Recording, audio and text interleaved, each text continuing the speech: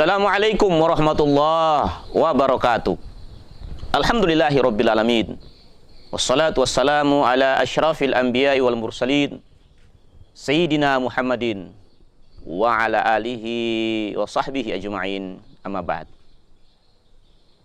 Kaum muslimin dirahmati Allah subhanahu wa ta'ala, jumpa kembali dengan saya, pengasuh Pondok Pesantren Abnaul Khairat Kabupaten Parigi Motong.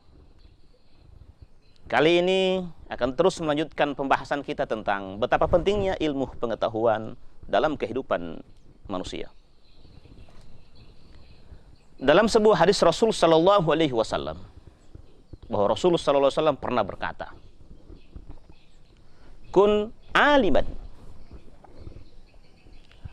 aw muta'alliman aw mustami'an aw muhibban fala takum khamisan fatahlik."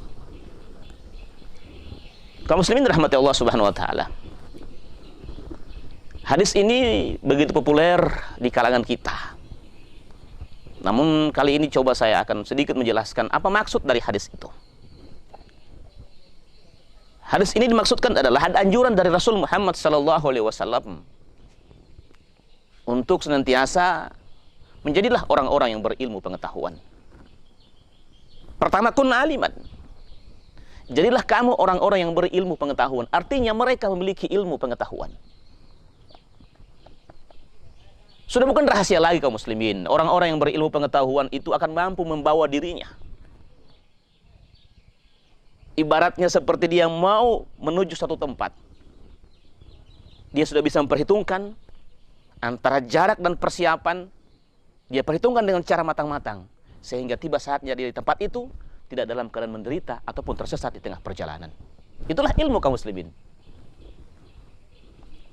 Sehingga anjuran dalam kehidupan ini menuju akhirat dibutuhkan ilmu pengetahuan. Kun aliman. Jadilah kamu orang-orang yang berilmu pengetahuan.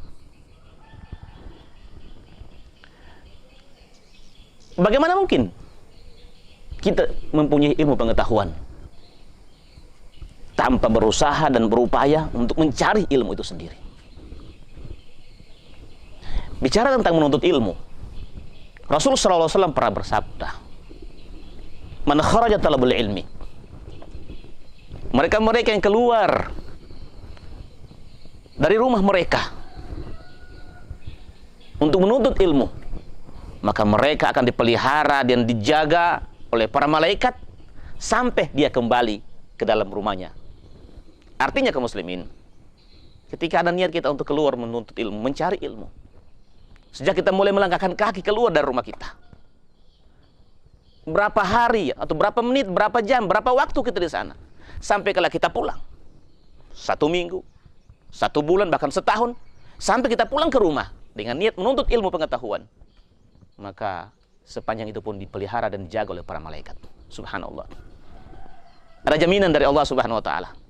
Orang-orang menuntut ilmu itu dijaga dan dipelihara oleh Allah lewat para malaikat-malaikatnya. Jadilah kaum muslimin orang-orang yang beriman, orang-orang yang berilmu pengetahuan, insya Allah akan selamat. Yang kedua, sehubungan dengan penjelasan tadi bahwa aw muta'alliman. Jadilah kamu orang yang suka belajar. Belajar menuntut ilmu pengetahuan. Belajar untuk menuntut mencari bagaimana itu ilmu pengetahuan. Sehingga ilmu tidak hanya sekedar masuk lewat pandangan, pendengaran kita, tapi ada upaya kerja keras. Kita butuh pengorbanan dalam mencari ilmu pengetahuan itu. Guru saya pernah berkata bahwa menuntut ilmu itu dibutuhkan pengorbanan. Pengorbanan materi dan pengorbanan korban dari perasaan. Korban materi adalah korban bagaimana kita bisa mengeluarkan uang. Dan korban perasaan bahkan kita mungkin dibentak oleh guru, dimarah oleh guru karena perbuatan kita sendiri. Mungkin kita belum sanggup untuk mempelajari itu. Tapi kita harus memiliki 2 pengorbanan itu. Kalau mereka bisa melakukan, maka dia menjadi kategori orang-orang aw muta'alliman. Pasti dijaga dan dipelihara oleh Allah Subhanahu wa taala lewat para malaikat-malaikatnya. Kalau kita juga tidak bisa menjadi orang yang belajar, kita mungkin tidak punya ilmu pengetahuan, kita mungkin juga tidak bisa ikut belajar, ditunjang oleh situasi dan kondisi, maka kita boleh menjadi yang ketiga adalah mustami'an. Insya Allah yang ketiga ini adalah menjadi pendengar dalam sebuah pendidikan atau ilmu pengetahuan. Insya Allah pada pertemuan berikutnya kita akan sambung episode ini untuk melanjutkan. Masih ada 3 pembahasan ke depan. Insya Allah akan kita sambung di lain waktu dan kesempatan pada episode berikutnya. Mari kita berzikir kepada Allah Subhanahu wa taala. Insya Allah lagi-lagi kita berharap semoga puasa kita kali ini akan diterima di sisi Allah Subhanahu wa taala. Asyhadu an la ilaha illallah wa nastaghfirullah nas'aluka ridhaka wal jannah wa na'udzu bika min sakhtika wan nar. Asyhadu an la ilaha illallah wa nastaghfirullah nas'aluka ridhaka wal jannah wa na'udzu bika min sakhtika wan nar. Asyhadu an la ilaha illallah wa nastaghfirullah nas'aluka ridhaka wal jannah wa na'udzu bika min sakhtika wan nar. Allahumma innaka afuwun tuhibbul 'afwa fa'fu 'anna. Allahumma innaka afuwun tuhibbul 'afwa fa'fu 'anna. Allahumma innaka afuwun karim